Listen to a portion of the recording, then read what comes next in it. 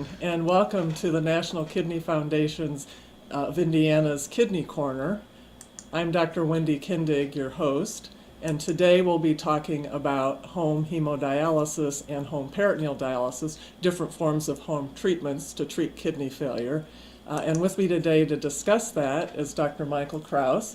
And Dr. Kraus is a nephrologist who's professor of clinical medicine and medical director of peritoneal dialysis, acute and home hemodialysis. So welcome, Dr. Kraus. Thanks for having me, Dr. Kindig. So there are currently about 700,000 people with chronic kidney failure in the United States, and about 200,000 of them currently have a functioning kidney transplant. The remaining 500,000 are supported by dialysis treatments, and dialysis is basically a process of filtering off the toxins and the excess fluid that the failed kidneys can no longer do. In the beginning, chronic dialysis, not acute, but chronic dialysis was predominantly done at home. But in 1973, Medicare began to reimburse for those under the age of 65 to help pay for the treatment of dialysis. At that point, the outpatient dialysis units began to proliferate, and that currently about the percentage of people dialyzing at home is only about 10%. So I'm going to ask Dr. Kraus a little bit about that. Why do you think the percentage of home treatment has gotten so low? Well, first, thanks for having me. This is a great topic, and it's important to talk about. And one more thing to add. Oh, sure. To the chronic dialysis, we're about 400,000 people on dialysis today. Okay. But they're finally living longer, and we're putting more people on. So they estimate by 2025 it'll be about 650,000. So we'll have about a 40% growth. So that's a lot of people on dialysis that we have to care for, and I'm not sure we can continue to do it all in center. So going Sure. back to your question, why are so few on home dialysis today? Yes. I think because with the change in the payment for dialysis, it became structured to build in centers very conveniently, and industry was able to make a profit and work with in-center dialysis and grow it relatively easily, which made it much easier for physicians to place patients in center. Sure. It becomes a little bit more difficult to explain to a patient why you would want to go home instead of staying in center.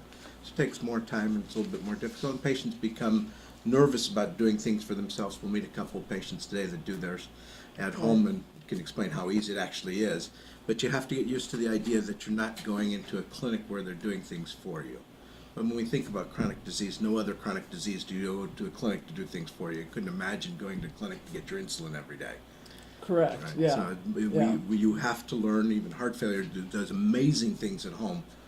Ventilators go home, and we worry about being able to do dialysis, which, if you're taught well, is fairly simple to do at home. Okay. Yeah. So that sounds like something we need to move forward on in terms of trying to encourage that growth. So what would be the differences you would say between dialyzing at a center versus dialyzing at home? Well, first of all, two different types of dialysis that we'll get into. The peritoneal dialysis is the one through the abdomen or the belly dialysis, if you will. And the other is hemodialysis like the in-center. The advantages of doing it at home is you can do it more frequently. So if you think about kidney failure, your kidneys work 7 days a week, 24 hours a day. You keep levels nice and even. When we take a dialysis patient, and 3 times a week, we move all their poisons in their water, and they get sick, and they get tired, and they go home and sleep for 6 to 12 hours. And then we do that 2 days later. So 3 days a week, we're doing this to them constantly, which causes lots of changes. They don't feel good. They don't do as well. They're tired after dialysis, and they're in the hospital twice a year. And unfortunately, they die. And 50% of our patients die in 3 years. So the beauty of doing it at home is you can get rid of this, right? So you do it every day. If you do home hemo or 5 days a week, you work it out with your doctor, whether it's 5-6 days a week. And peritoneal dialysis is 7 days a week, so you don't get any of those big shifts. So your body feels better. You're able to keep the poisons at a more normal, not quite normal, but a more normal level. And in general, you just feel better. You have a better life, a better quality of life. Yeah. So that sounds like almost, for those that are able to, sounds like almost a no-brainer. It really is, and it's one of the frustrating things being a physician that's done home dialysis for a long time. So if you go to our center or you go to my practice, 2/3 of the patients or more will go home. Whereas, as you said, in the United States, 10% or less. Some practices, nobody goes home. Yeah. And so it is extremely variable. But if patients can understand what it entails and what it takes, which is the beauty of doing things like this, maybe we can get the patients to push, I want to go home. And that'll drive the needle, I think. Yeah, okay. Are there any restrictions on who might be able to be trained at home? Are there any limitations on that? Well, you've got certain things. You have to have the ability to follow simple directions. You don't have to be a rocket scientist. Now, how about if you aren't able to follow directions but you have a partner? Does that allow for doing depending home on the treatment? type of the home situation. So, we try to, the severely mentally ill will be a challenge. We have worked with some, but it becomes difficult. Alcohol and drug impaired patients become a challenge. But if you have the desire to succeed and do it yourself, you'll do quite well. So the limitations are minimal. In some, the home hemodialysis, which we're going to talk about, it's cleared by the FDA to do with a trained partner. Now, a trained partner can be anybody. It's not a nurse, a doctor, or anything like that. It can be your spouse, your child, your parent if you're younger, or a neighbor or a friend. And we have used all. But a lot of the dialysis centers, because the FDA clears it that way, won't let you do it by yourself. At Indiana University Health, we do have a number of patients that do home hemodialysis by themselves and without a partner, and we discuss the risks and the benefits, and we train them to do that as well. So there is limitation on hemo in lots of places. If you don't have a partner who can help you, that'll keep you from it. Okay. Long-winded answer to your question. Yeah, well, no, that's okay. And well, it's always good, I assume, to have a partner, even on peritoneal dialysis, even if you're responsible for all the treatment, somebody that's aware if you feel bad one day or need a little assistance to at least know. So do you typically try to train then more than one person with PD, or just it varies? Always, almost anything we do, it's always good to have a partner. So Yeah. encourage it. Okay. But certainly with dialysis, having support. This is a difficult lifestyle. It's a lot of work, and I have a lot of respect for patients who are able to do these sort of things, either in center or at home. It's just hard. And a partner makes everything easier. And you're right. When you're not feeling well, if somebody else can get your peritoneal dialysis bags for you, that helps. At home hemo, same thing. One day you'll do most of the work, but another day you may need some help.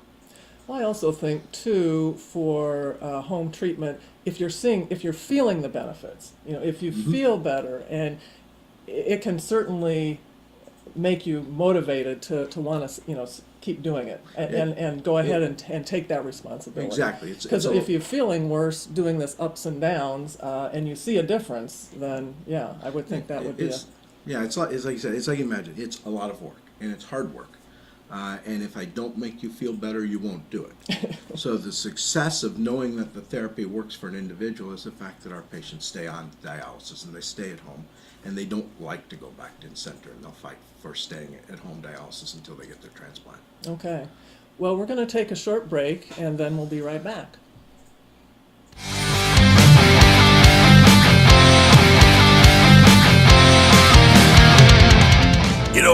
When Margaret and I decided to sell the old estate here, we had only one choice in signage: Logan Street signs and banners.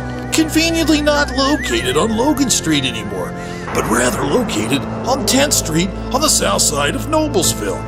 Well, we sold the old beauty, and we were able to buy this wonderful estate. And we had so much money left over, I was able to buy this beautiful 1968 Eldorado Cadillac for Margaret. Only 472,000 miles. Margaret loves it because it's got those big seats and that heavy-duty suspension to support her svelte frame.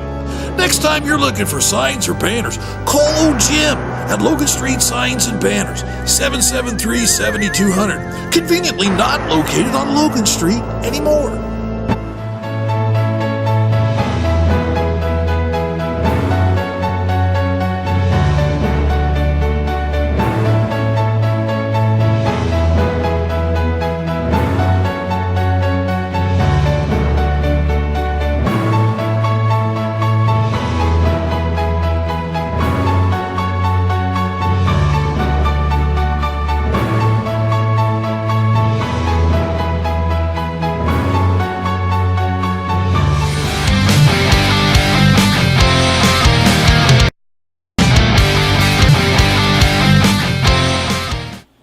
Welcome back. This segment we're going to be talking about peritoneal dialysis, a common form of home treatment for kidney failure. And with us during this segment we have Pauline Johnson. Welcome, Pauline. Pauline's Thank you. home peritoneal dialysis patient. She's going to be telling us a little bit about her experience. But first I'd like to have Dr. Kraus address a little bit about how does peritoneal dialysis work, and then, you know, a little bit more about how you get your access in and that sort of thing. Well, I'll try to put them all together so we have more time for Pauline. Okay. So peritoneal dialysis is a simple form of dialysis. Dialysis, as we discussed last section, is just moving poisons and extra water out of your body because your kidneys don't work. So in peritoneal dialysis, instead of running blood through a filter, we put a small tube in the peritoneal cavity, which is the, if you will, the balloon around your intestines, is the easiest way to look at that. And Pauline will run sugar water into that balloon, and then we use the sugar because it draws extra water into the peritoneal cavity so she can get rid of it. And we put some things in the water and we don't put much in the water, and then the poisons go in the water and the extra water goes in her peritoneum, and then she just drains it. And then she'll fill back up, or she now uses a machine that does that all while she sleeps. So it fills her abdomen, the poisons go in, drains, poisons go out, fills her abdomen with clean water, poisons go in. Very simple procedure. So to get there, which Right. is the The key question that access. most people worry about, and if Pauline's brave, we'll make her show you hers. She's got a tube in her peritoneal cavity that we put in, and I'll put it in the operating room in an outpatient procedure. It takes me about 25 minutes to do. With minimal anesthesia, so you're comfortable, and Pauline doesn't remember a thing because I put it in. It's a good thing, isn't it? It is. And so it's a simple procedure. You go home the same day, and as long as your balloon looks normal, the insides of the balloon looks normal, you can do peritoneal dialysis. Occasionally I'll go in there and it's just all scarred. So And that it's- might be somebody then that that would- would not be able to do that form of treatment. Right, and then we talk about doing hemodialysis instead. But most patients have an intact peritoneum, but you know, about 10% of the time I'll go in there and there's just not enough room for dialysis. Are there any other limitations to who might be a candidate for peritoneal? I mean, I mean, Right. if they've decided they're going to do a home treatment. Now, most of the limitations, some of it is size because we're using sugar water, so people are at risk of gaining weight. So the caloric intake of peritoneal dialysis you have to keep in mind when you're a patient. It's about 500 calories a day. So you have to adjust your diet down to exclude that 500 calories of sugar, otherwise you will gain weight fairly quickly. So we talk to our patients about eating more protein, eating more vegetables, and a little bit more fruit to keep their potassium up. So the restrictions are markedly different than a typical in-center hemo patient.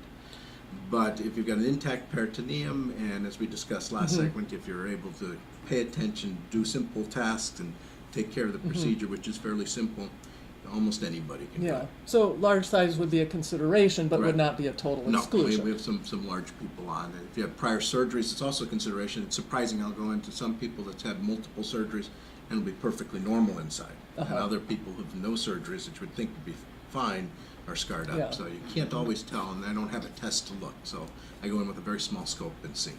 How long does it take to heal up after that? Where You could literally use it, and we used to use it in the ICU. You could use it immediately when we're done. But we like to wait 2 weeks, which gives Pauline or the patient 2 weeks to learn how to do it safely. So it's a nice compromise. In 2 to 3 weeks, they're usually home doing dialysis after we place the catheter. Okay. And then you mentioned a couple things scheduled, like some people will do exchanges Right. spaced out in 24 hours, and others, like I think we'll talk to Pauline about, are using a cycler to assist doing most of the dialysis at night. So you can do the dialysis 4 times a day. When you get up in the morning, lunch, dinner, and bedtime, each exchange takes somewhere about 25 to 30 minutes. It's fairly simple, and if you have the time to do that, it's actually very convenient.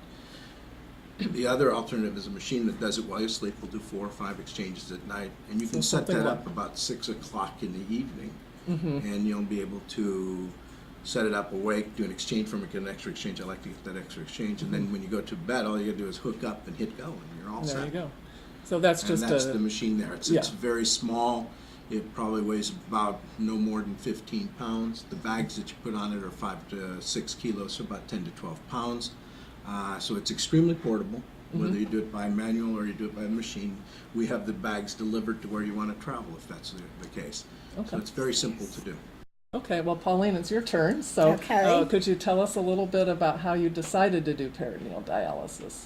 Well, my doctor had, I was going to the And you can tell clinic. the audience. Oh, I was going to the clinic. Or you can tell me if you prefer. I was going to the clinic, and the my doctor, she asked me did I want to do peritoneal dialysis. Well, I never heard of it. And so I said, well, I'll think about it. And as time got closer, and she asked me, from time to time. So she said, you're going to have to make up your mind now, Pauline. So I said, okay, I'll give it a try. So I went to the clinic, and they told me a little bit about it. And I was a little bit leery because I said, oh, I might not be able to do this. Uh-huh. And Why did you think you might not be able to do Well, because of, all the little stuff you have to do. That's what I you mean thought. changing a dressing Yeah. and hooking Well, I up had to... to change no dressing. Well, I changed dressing every day, but that was That was didn't the hard bother part. you? It was just a part of doing that Hooking up. change. Okay, Mhm. okay. And so I said, well, I'll go ahead and give it a try. And so they said that I had to get the tube put in my stomach. So I went on and got the tube put in, just like the doctor said. A couple of weeks later, I went back to the clinic, and they started me to doing it. Mm-hmm. And the first time they did it, I just watched. And then I went back a couple of days later. They helped me do it. Mm-hmm. And then I went back again, and I did it on my own. Oh, uh-huh. Yeah, I did it on my own. And so a week later, I started doing it at home. And I was doing good. And then I think about 4 months later, they asked me, did I want to go on the cycler? And so I said, I don't know. You just got used to that, huh? Yeah. And so they said that if I have any problems, the cycler, it comes up on the screen, what to do. Right. And so I said, well, okay. And so I tried it at the clinic, and it worked just fine. I said, well, I guess I can do this. And I took it home, and I've been using it ever since. And, and it is terrific. You get on the cycler at night, look at TV, you can move around on it and stuff, do little things you got to do, like the laundry. How long is your tubing? How far can you move while you're I on can the move cycler? about, I think it's like 9 feet, I think. Okay, so a It little might be space It might around. be a little bit longer, Mm-hmm. but I'm thinking it's about 9 feet.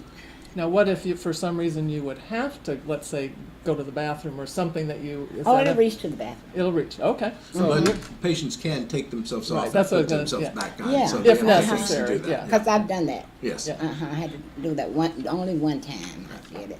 Worked just So now fine. that you're experienced, and I understand you've been on peritoneal dialysis about 2 2 years. 2 years. What would you say at this point is the hardest part? There is nothing that's hard about it. Okay. It is not. Okay. It And then is what's just the a best breeze. part of it? you I think? just love everything about it. And you've been Nobody feeling, wants would to you be. say you're feeling? I Okay. feel fine. And I as do. far I as feel your fine. diet? I've never had. Oh, my diet is good. Okay. It is real You- good. Just like my I have hypertension, Uh-huh. and seems like the dialysis, the peritoneal dialysis, is bringing my blood pressure down. So it's actually smoothing controlling out. Yeah, controlling it's your blood controlling pressure. it because I don't have to So are you on? take my medicine. Most of the time, I don't have to take my medicine. The doctor said that was fine. If it ever comes up, to take a certain medicine. So actually, you've required less medicine for your blood pressure since you've been on peritoneal dialysis. And no medicine so far. No medicine. So there you go. Yeah, So no medicine one so advantage far. there. Yeah, that's yeah. a good advantage. Well, is there anything you would like to say to people that are maybe getting close or know they have chronic kidney disease and maybe approaching Well, that time I in would terms of like- how they should, maybe things you might tell them to think about, or any comments or words of wisdom? I would tell them if they have to go on dialysis, that peritoneal dialysis is the best.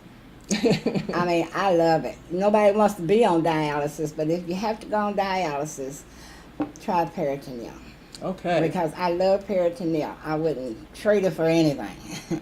Well, thank you, Pauline, for sharing your story, and we're going to take another break, and we'll be right back. All righty.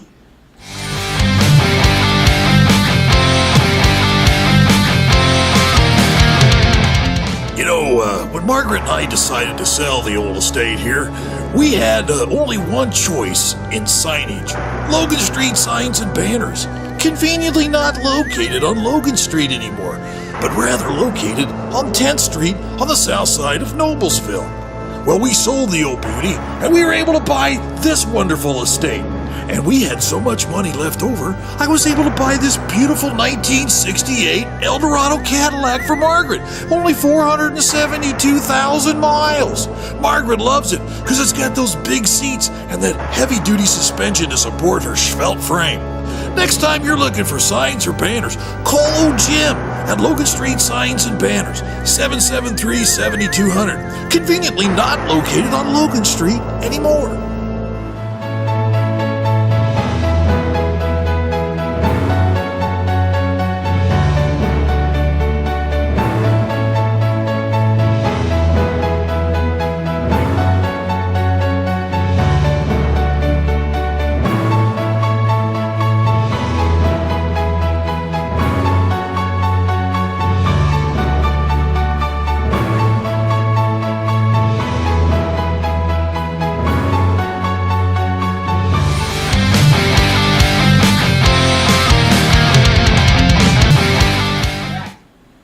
Welcome back. During this segment, we're going to be talking about another form of home dialysis, home hemodialysis. Hemodialysis basically is the process that filters your blood to remove the toxins and fluids that your kidneys are no longer able to remove. So with us this segment, we have Leanne Woods, who is currently a home hemodialysis patient. Welcome, Leanne. Thank you for having me. You're welcome. And Dr. Kraus, I'm going to start with you again, and we're going to talk a little bit more about hemodialysis at home, what choices there are, and again, a little bit more about that training and any possible limitations on who could. Excellent. So hemodialysis at home is much like in-center hemodialysis. In fact, it can be exactly like there's two machines. So one machine looks like an in-center machine. It's the same thing, has the same water treatment. It's not portable. We tend not to use it. In fact, we don't use it. I have one patient out of our 70 patients on it. Most of our patients use a newer device where the dialysate actually runs slower, but the key is it's portable. So it's a machine that's about the size of a standard microwave, and they call it portable, but it weighs 70 pounds. So I don't know if that's portable, but it moves. It's movable. It moves. I move it. And patients take it on vacation, and they can put it in their RV trailers, and they take it on cruises, and they never have to go to another in-center unit. They can live normal lives, which is good. So the advantage of that smaller one is it's portable. You make your water at home, and it's very simple. It's also very easy to use. It's less complex than what an average patient sees in the in-center unit, so it makes it easy on them as well. And the advantage we discussed earlier is you can do it more frequently. So you're not limited to a 3 times a week schedule. Now most patients say, why would I want to do anything more frequently? Right? But the point is, by doing dialysis more often, the blood pressure go down, your sleep gets better, your quality of life improves, and you feel much better, and you can eat a normal diet. And if you do it while you sleep, I even have some patients that set it up and go to sleep and run their dialysis all night long.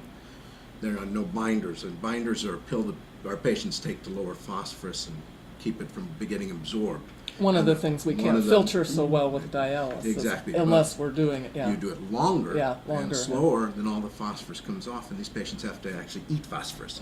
So the diet comes perfectly normal. So it offers patients that advantage. But I think the biggest advantage, it makes them feel better. And the other thing is you're taking care of yourself. And as we talk about patient-centered care going forward in the United States, that's what we're talking about. You're making decisions, you're taking care of yourself, and you're empowered to be your best advocate, which is, I think, essential. It makes you feel better in and of itself. So the bottom line is the advantages of home dialysis and more frequent dialysis is you're back to normal. And that's what patients say there. If patients have been on in-center dialysis say, all the cobwebs have cleared, I've woken up. I feel normal again. They go back to work, they go back to school, and they plan lives, which is the wonderful thing to watch, as opposed to planning dialysis. So that's the advantage. The limitations, again, is most places you need a partner. So it does take the ability to have at least somebody else who are will trained, 2 or 3 people to help you. But depending on the patient, we encourage the patients to do almost all the therapy themselves, so the partner does very little. Now, I've had quadriplegic, so his wife obviously had to do everything for him. But in general, so there's a requirement for a soft requirement for a partner, but a requirement for a partner. You think that will change at some point? It probably not. Yeah. It might if technology improves a little bit more, but with the present technology, I think the FDA's become more comfortable with a partnered therapy, and you can understand why. But again, each center, we do things off-label, if you will, all the time with medicines and all other things. And certainly you have the ability, if you think it's in the patient's best interest, to go off-label and have the patient dialyze by themselves. And then the same limitations we talked about before. We want you to be motivated to succeed. And that's probably the most important thing. Almost anybody else can do it if you're motivated. Yeah. Okay, Leanne, I think we're to you. So tell us a little bit about how you came to the decision about doing hemodialysis at home. And I understand that was your initial treatment. You didn't do something else before that. Right, So. right. I actually learned about home hemo from a client of mine at my job. Okay. I happened to see him in the office, and he was like, I didn't know, and then we started talking and kind of got me into researching and seeing what was going on with it, and it was a no-brainer to do that. I felt well on it. It's easy. I do everything myself. So how was the single thing. training program? How long did it take you to train to do that? It took about 6 weeks, I think. I didn't really pay attention to how long it took. It was just, it So was you probably trained about, at a center, you didn't Yes. train and then you learned to do it at yes, home. And yes. get all I your went equipment. every day, the 5 days a week, and went to the center to do The that. training center. Yes, yes. So our home unit's designed for Right. that. So we have a number of beds open. So we train 5 days a week, and you'll train anywhere from 5 to 7 weeks in general. If it takes longer, we keep you longer. If it takes shorter, sometimes we let you go a little earlier. But that's about average, 6 weeks, and we do it 5 days. There are other programs that will go to your house. So throughout the United States, there's a variability on training. Yeah. So we got through the training, and then what would you say was the toughest part of learning to do or doing? Probably the toughest part was learning to stick myself. Okay. Because so one of the once things, you do it, it was like, oh, this is pretty easy. You just I think, so talking about access, obviously there's different ways to access the bloodstream, but the form of access we try to get is something where it's under the skin, that there's a high flow of blood that you can access with needles. So you fistula. place how many needles each time you take a treatment? Okay. And so do you find you have to numb that up, or No. you just put those no, right in? just put them right in. And They do not hurt at all. Okay. I mean, Okay. they really have never hurt. so that was I what you were mean- concerned about, but now that you've gotten Oh, going, yeah. it's not an issue. Yeah. And we find in training that's the scariest part. Sure. You Yes. can Sure. imagine they're fairly Right. large needles, so It's two just like a needles, lot of 5, things, 6 the days a fear week of the is scary. unknown and fear of pain, and yeah. Yeah, I think the unknown was probably Yep. the worst part of it. Just and once you learned and knew Yeah. you could do it. Yeah, yeah. it's- So, and who do you have as a partner then? I have like 4 people as partners. Okay, that's good. And I think it's good to have a partner, because who would get your coffee and your water? You're kind of stuck there in the chair, and you need, hey, can you go get my coffee? So how much time then do you spend with dialysis, and how many days are you doing? I do 6 days a Okay. week, and it's about 2 hours and 15 minutes of treatment. Okay, so you're doing it when you're awake. You're not doing it when you're asleep? or- No, they've approached me with that, and I'm considering it. I don't know. I'm good with what I'm With doing what you're right doing. now. Yeah. You've got it Um, into your schedule and figured And- I out. actually went back to work part-time. Good. So. That's one of the beauty of home dialysis. We want to do what your therapy. We don't want to do my therapy. So Right. What works what's with best your for life each and patient your gets to choose. schedule.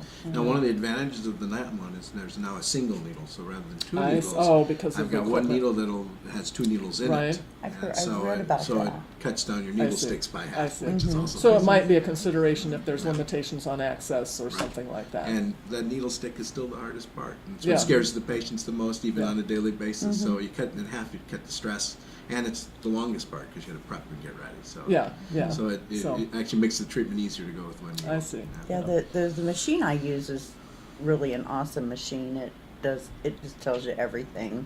Yeah. You can get your Remind you if you miss a step and yeah, and on my phone, I have the app that tells you all your alarms. So if anything Uh-huh. would happen, and then I have the iPad also. Mhm. So so lots of safety features Mm-hmm. And we've done away with paper that way. oh sure. So her run Mhm. records are all on the iPad. And they come go directly to you. to the center so the nurses can review them and I can get alerted. One of if the there's a another problem. benefit of electronic records. I Yes. guess. Yeah. Soon enough, we'll get her a blood pressure cuff so she doesn't even have to I enter her have blood one. pressure. There we I go. just have not got it set up yet. So everything is automatic and very little to do once you're on, which is nice. Yeah. So well, thank you very much for sharing your Thank story. you. Thank you very much for having me. You're welcome. And I just wanted to mention a couple of upcoming events for the National Kidney Foundation of Indiana. We have some screening programs, several around the state, and then we also are going to be at the State Fair August 16th, 17th, and 18th. And that is at Taste of Indiana Farms information booth. So, and you can stop by there and get a blood pressure check if you like, and we'll also have other information out there for available. And then we have our annual gala coming up in October, and that is open to the public, anybody wanting to come. It's a great fundraiser for us. It's one of our biggest of the year. And we'll be honoring Dr. Sharon Andrioli, a pediatric nephrologist at IU Health Raleigh. So that pretty much concludes it. I do have one other Oh. thing, if I can throw a commercial. Sure. in. Oh yeah, go right Okay, ahead. we're going to have we have a home dialysis conference every year in Indianapolis. And Okay, this year great. it's going to be October 13th and 14th. Okay. And we invite patients to attend, and we've reduced the price so it just barely covers the food Okay. cost or less than food cost. If you're interested, we'll give the information to Yeah. Nikki at the National Kidney Foundation. That's probably the easiest way to get to it. You can sign up online. But it's fairly simple and not very expensive, and we'll have professionals there as well as Okay. patients. So home hemodialysis conference in October, and if you didn't catch all that, then you can contact us at the Kidney Foundation. We'll provide that information for you. And that sounds like an excellent forum. Excellent, thank you. So we'll try to encourage that. So that'll wrap it up for today, and we'll see you back next time. Thank you so much. Thank you.